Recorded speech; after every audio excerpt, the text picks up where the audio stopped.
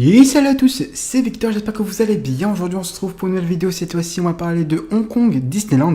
Alors pourquoi on va parler de Hong Kong Disneyland? Tout simplement parce que il va se refaire une toute beauté.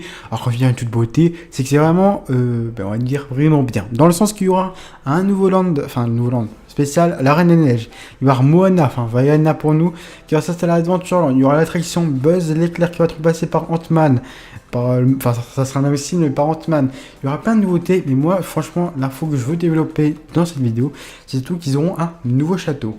Alors car comme vous le savez, ils ont exactement le même château que Disneyland Californie, c'est Disneyland Anaheim, donc le premier Disneyland construit par Walt Disney lui-même.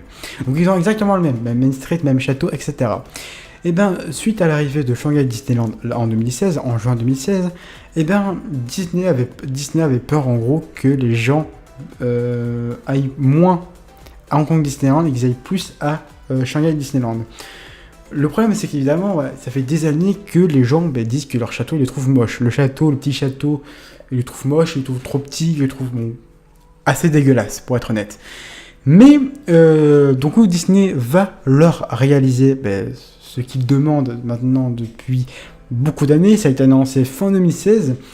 Sachez que ça va coûter à Disney 1,4 milliard d'euros de dépenses pour Hong Kong Disneyland. Donc c'est énorme. On va dire c'est énorme. C'est vraiment, on va dire, comme si c'était un nouveau Disneyland qui arrivait, qui sortait de terre, quoi. Tout sera refait vraiment là-bas.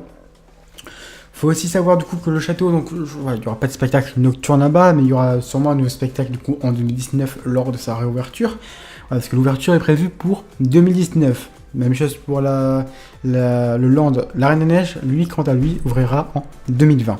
Sinon on a l'attraction Ant-Man qui va remplacer du coup Buzz là-bas, Buzz l'éclair, Buzz Lightyear. Ça sera ouverture 2018. Du coup, sinon pour le château, il va vraiment être refait neuf. Normalement, je vous mets des images actuellement à droite, puis à gauche, puis en haut, puis en bas. LOL. Et du coup, voilà. Faut savoir vraiment que c'est grandiose. Le château a l'air beaucoup plus grand que même celui de Floride.